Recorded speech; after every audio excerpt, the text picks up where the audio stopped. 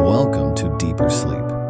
Let the soothing rhythms of storytelling weave their way through your consciousness, resting your body, calming your mind, and allowing you to ride the wings of your imagination into dreamland. Din 14 Niang is a collection of short stories in classical Chinese written by Pu Songling in Cuentos De Liao Zhai. Feng Sheng of Guangping Fu was a man in the Qing period of the Qing Dynasty. When he was young, he was a frivolous and debauched man who drank excessively. One morning, he went out by chance and met a young girl with a red cloak and beautiful appearance. Followed by a small servant, is treading the morning dew rush, shoes and socks are wet. Feng Sheng secretly loved her. In the evening, Feng Sheng drunk back, walked to the side of the road in front of a long-abandoned temple. See a woman out of the inside, a look. It is the morning met the girl. When the girl saw him, she turned around and walked in again.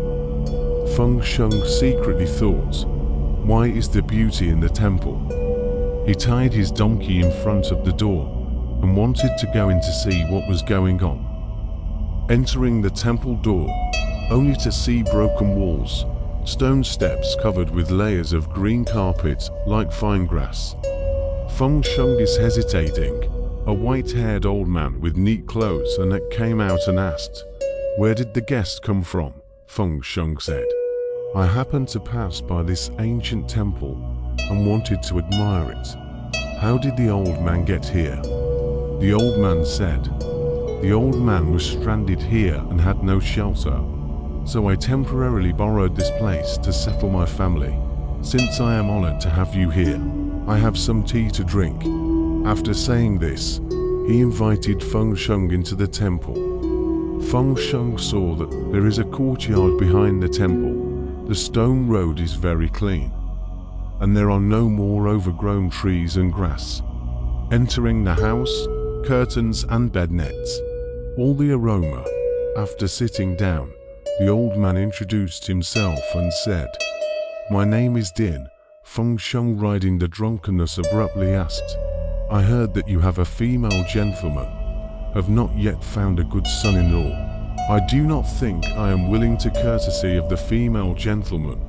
Old man Din smiled and said, "Allow me to discuss this with my old wife." Feng Sheng asked for a pen and wrote down a poem. "Thousands of gold to find a jade mortar and pestle. Attentive hands will be Niang. If he intends to, will personally poundage one fang." When the master read it, he smiled and gave the poem to the servant. A moment later, a maid came out and whispered a few words to the old man, who got up and asked his guest to sit patiently for a while. He himself lifted the curtain and went into the inner room. Vaguely heard inside the 2 or 3 words, the old man came out again. Feng Sheng thought that there must be good news, but the old man sat down. "Just talk and laugh. No longer mention the wedding." Feng Sheng couldn't help but ask, "I still don't know what you mean.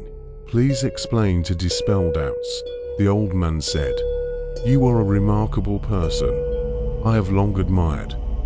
But I have a bit of a hidden agenda that I am not at liberty to state outright." Feng Sheng pleaded again and again. The old man said, "I have 19 daughters, 12 of whom have been married off. My daughters' marriage affairs are decided by my old wife, and my old husband is not involved." Feng Sheng said, "I only want the one who took the little servant with me this morning and rushed on the dewy road." Old man Din did not speak, and the two were speechless relative to each other. At this time, there came from the inner room the woman's delicate voice. Feng Sheng, riding on his drunkenness, lifted the door curtain and said, "Since we can't be husband and wife, let's take a look at the appearance to remove my regret." The people in the room heard the door curtain ringing. All stood up in shock and looked at him. Feng Sheng saw that there was indeed that red-clothed maiden, dressed in a gorgeous manner, with her hands twisting her sash, standing in a pavilion. Seeing Feng Sheng barging in, the people in the house were all alarmed. Din old man was furious, ordered a few people while Feng Sheng pulled out. Feng Sheng wine gushed up, fell in the grass, till stones rained down, fortunately did not hit the body. Lying for a while, heard the donkey grazing on the side of the road. Feng Sheng climbed up and rode up, staggering on the road. Night confused, Feng Sheng mistakenly into the valley. Wolves running, owls barking, scared him cold hair straight, hesitantly looked around, and did not know what place this is. Far away, he saw a dark forest with vague lights. Feng Sheng thought it must be a village, drove the donkey and ran over. He looked up and saw a high gate, so he knocked with his whip. Someone inside the door asked, "What kind of person comes here in the middle of the night?" Feng Sheng replied, "Lost my way," the man said. "Wait for me to report to the master."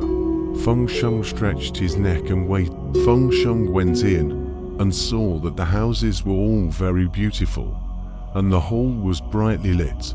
After sitting for a while, a woman came out and asked for the guest's name. Feng Sheng told her. After a while, a few maids helped an old lady to come out and said, "The county gentleman has come." Feng Sheng stood up and respectfully tried to bow. The old lady stopped him and told him to sit down. She said, "Are you Feng Yun's grandson?" Feng Sheng replied, "Yes." The old lady said, "You are my nephew's grandson. I'm old and decrepit, and I have not had dealings between my flesh and blood relatives for a long time." Feng Sheng said, "My father died when I was a child, and I don't recognize one person out of 10 who interacted with my grandfather. I have never paid you a visit, so please instruct me to understand how to address you." The old lady said, "You will know yourself." Feng Sheng did not dare to ask again and sat there pondering. The old lady said, "Nephew and grandson late at night, how come here?" Feng Sheng always boasted of his boldness, so he recounted what had happened to him. The old lady smiled and said, "This is a great thing. Besides, nephew's son is a famous scholar and does not defile her family. How can a wild fox spirit be so arrogant? Nephew's son, do not worry. I can do it for you." Feng Sheng thanked him repeatedly. The old lady looked at the people waiting on both sides and said, "I didn't know that the daughter of the Din family was so dignified and beautiful." One of the maids said, "His family has 19 daughters, all of whom are elegant and graceful. I don't know what is the ranking of the one that the official wants to hire." Feng Sheng said, "She's about 15 years old," the maid said. "This is the 14th mother. In March, had come with her mother to celebrate the county gentleman's birthday. How could the county gentleman forget?" The old lady smiled and said, "It's the one with lotus petals carved on her high-soled shoes, filled with incense shavings, and walking with a veil covering her face, right?" The maid said, "Yes," the old lady said. "This maidservant is quite good at making tricks and winks, but also really handsome. Nephew grandson's eyes are good." Then she said to the maid, "Send the little girl to call her." The maid promised to go. After a while, the maid came in and reported, "Shin's 14th wife is here." Then she saw the woman in red, looking at the old lady to salute. The old lady pulled her up and said, "From now on, when you become my nephew's granddaughter-in-law, don't do the girl salute." The woman got up, standing erect, with her red sleeves hanging low. The old lady straightened her hair and twisted her earrings and said, "What does the 14th daughter do in her chamber these days?" The woman whispered, "Nothing to do, embroidering some flowers," said, turned around and saw Feng Sheng. Immediately shy and uneasy, The old lady said, "This is my nephew's grandson. He's bent on marrying you. Why did you let him get lost and scurry around the valley all night?" The woman lowered her head and was silent. The old woman said, "I called you here for no other reason than to act as a matchmaker for my nephew and grandson." The woman still said nothing. The old lady then ordered the maid to sweep the bed and make the quilt, so that the two of them can finish their marriage. The woman said with a red face, "I have to go back and tell my parents." The old lady said, "I made a match for you. What's wrong with that?" The woman said, "My parents would not dare to disobey the county ruler's order, but to engage in such a hasty manner, I dare not obey even if I die." The old lady laughed and said, "The young woman has high aspirations and does not yield to authority. She's truly my nephew's daughter-in-law." So she plucked a golden flower from the woman's head and gave it to Feng Sheng, telling him to go back and check the calendar and set a good day. And she told the maid to send 14 Yang back. At this time, the rooster sang, and the old lady sent a man with a donkey to send Feng Sheng out. Feng Sheng came out and walked a few steps, looked back, only to see the houses and villages all disappeared. Only a dense pine forest and a few graves covered by grass. Feng Sheng concentrated on thinking for a while, realized that this is the grave of Zhu Shangshu. Zhu Shangshu is the younger brother of Feng Sheng's grandmother, so the old lady called him nephews and grandchildren. Feng Sheng realized in his heart that he had met a ghost, but he didn't know what 14th mother was. All the way back home with sighs, carelessly checking a day to wait.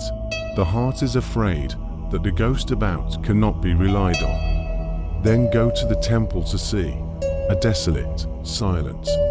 Ask the local people, said the temple common fox.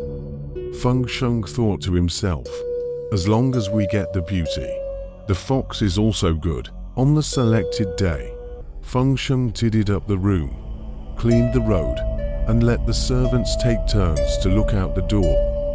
He waited until midnight, but there was still no movement. Feng Sheng had already despaired. A moment, suddenly heard the noise of people outside the door. Feng Sheng shuffled out to see. The sedan chair has been parked in the courtyard. A maid to help 14 Yang sitting in the sedan chair. The dowry also has no extra things. Only 2 long-bearded servants carrying a big money jar, unloaded from the shoulder, in a corner of the house.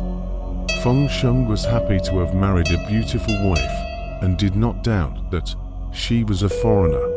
He asked 14 Yang, "Why does your family serve a dead ghost like that?"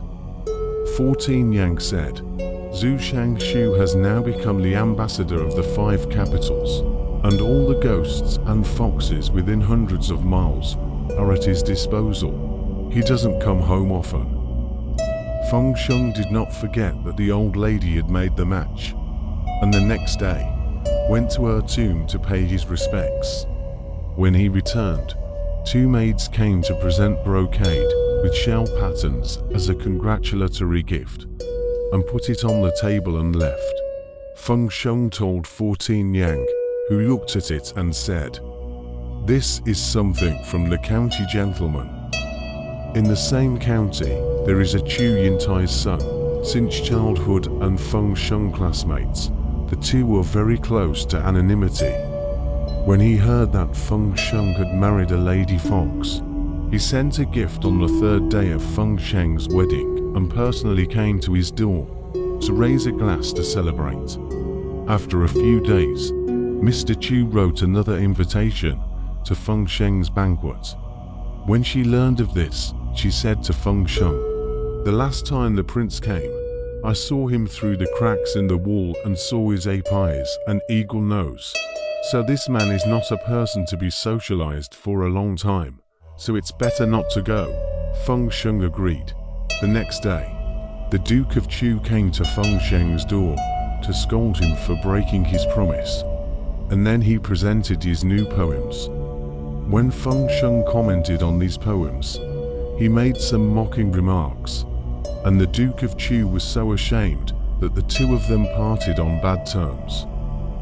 Feng Sheng went back to the house and told 14 maidens about it with a smile. 14 Niang said ruefully, "Mr. Chu is a jackal. You can't joke with him. You'll suffer greatly if you don't listen to me."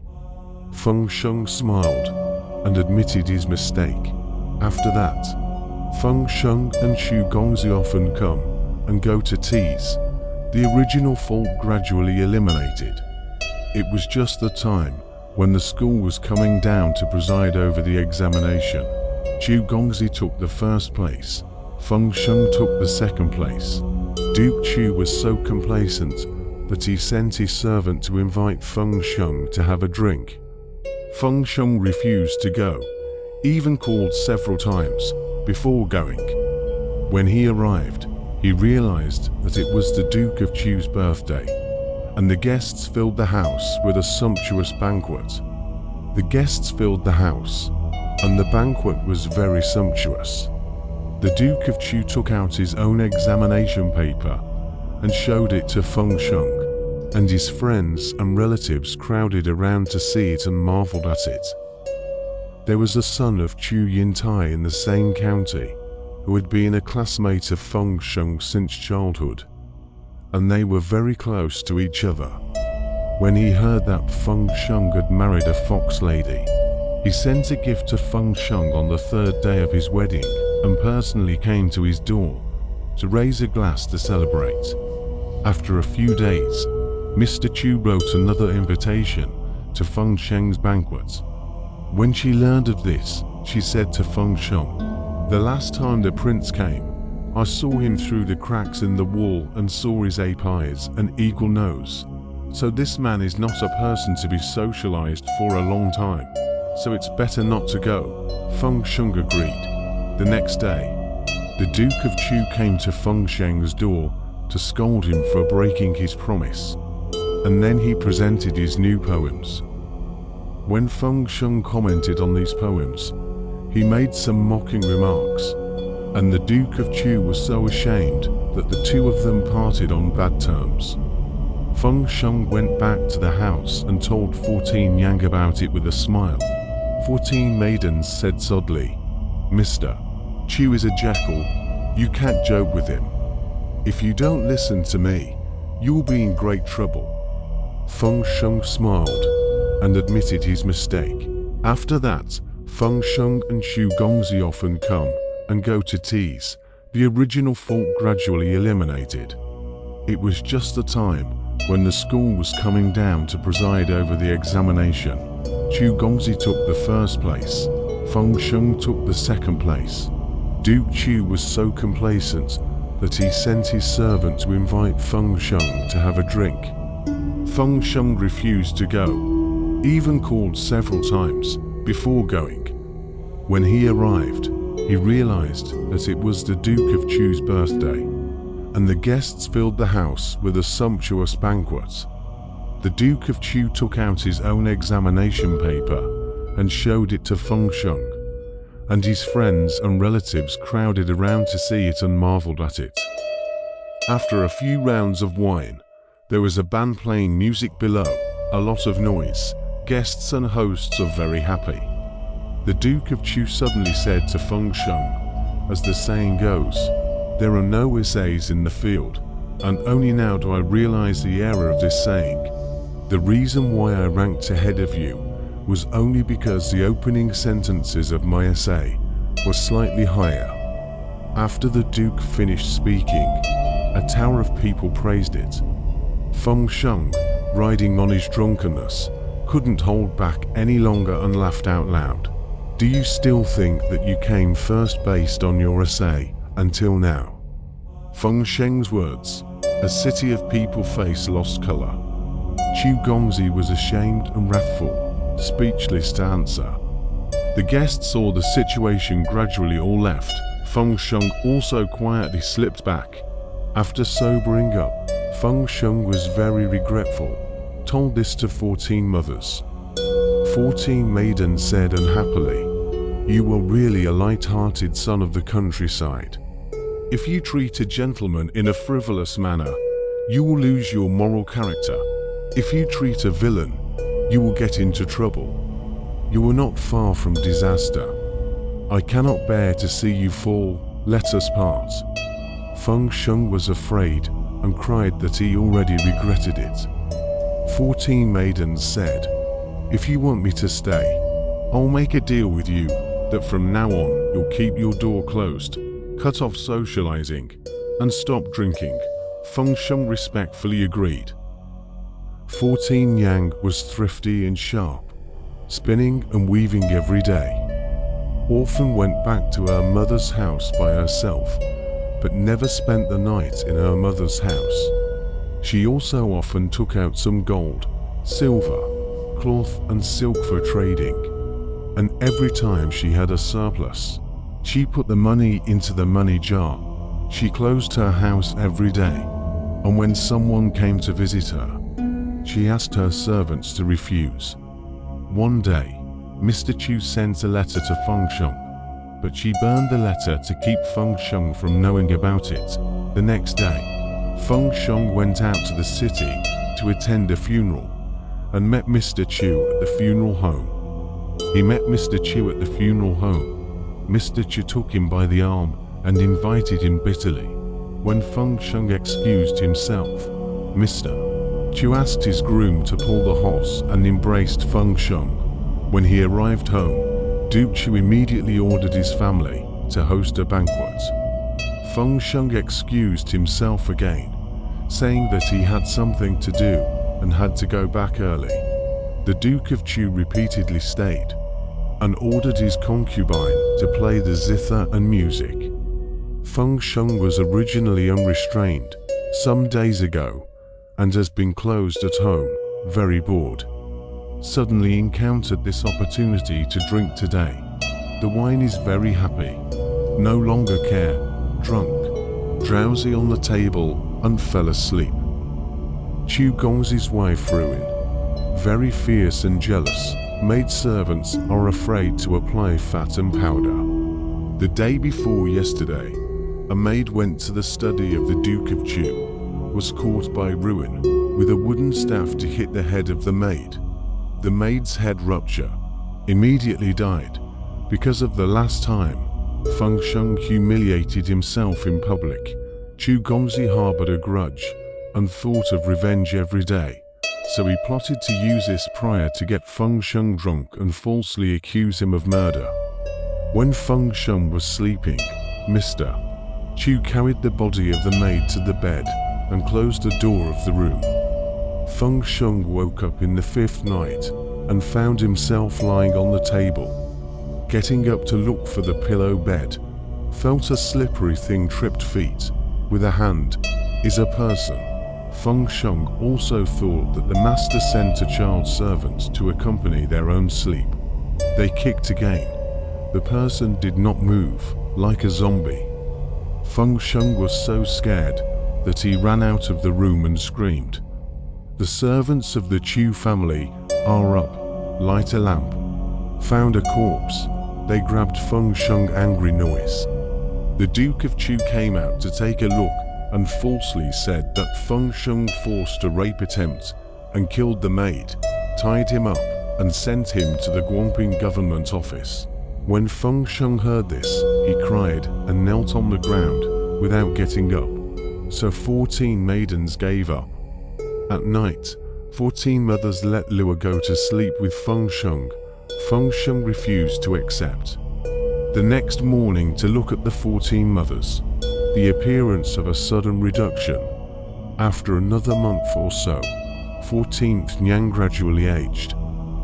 After half a year, she was dark and ugly, like a village woman. But Feng Sheng still treated her respectfully and remained unchanged. Suddenly, 14 ninth mother said goodbye again, adding, "You have your own beautiful wife. What do you want with an ugly old woman like me?" Feng Sheng cried and begged like last time. After another month, 14 Yang fell violently ill. not eating or drinking, and lay exhausted in bed. Feng Sheng served her soup and medicine like a parent. Witches and doctors were called in, but none of them worked.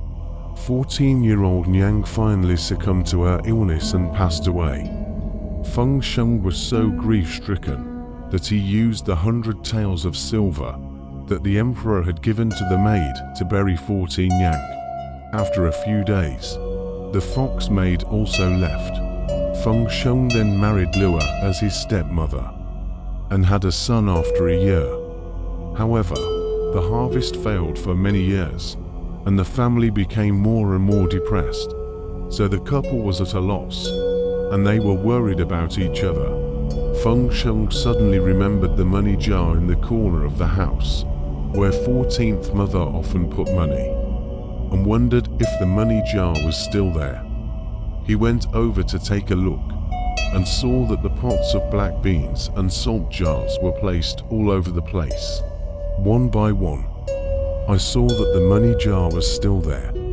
I poked the jar with chopsticks, but it was so hard that I couldn't stick it in.